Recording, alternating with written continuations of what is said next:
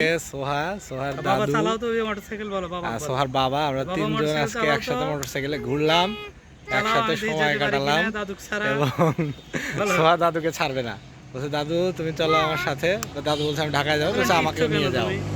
সোহা এই যে বাবা দাদু থেকে বিদায় নিতে চাচ্ছে না, নানান কিছু বলছে। কি করবে তুমি? চালাবে? চাবি দেব?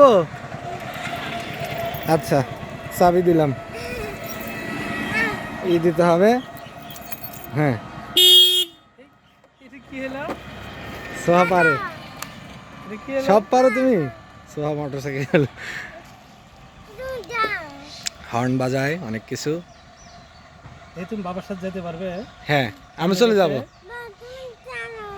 আমরা চলে যাবো। আচ্ছা আমি চালাই। আচ্ছা তাহলে দাদুকে বিদায় দাও। দাদু এখন ঢাকায় যাবে, আমরা চলে যাব।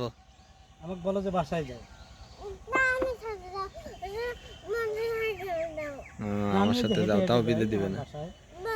হ্যাঁ তোমাদের বাসায় আমি হেঁটে হেঁটে যাবো, তুমি মোটরসাইকেল যাবো না, তুমি যাও, আমি পিছে পিছে হেঁটে হেঁটে আসি তোমার মোটরসাইকেল নেবে।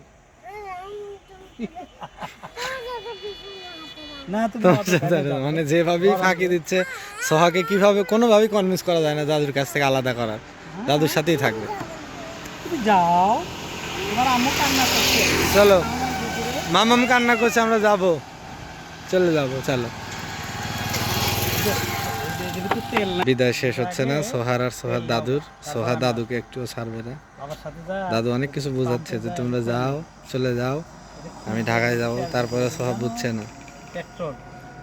আসলে দাদু দাদা সাথে বাচ্চার সময় কাটানো, এগুলো যে মধুর স্মৃতি শৈশবে, পরবর্তীতে বড় হলেও এসব স্মৃতি মনে হয়ে মানুষের ভালো লাগবে।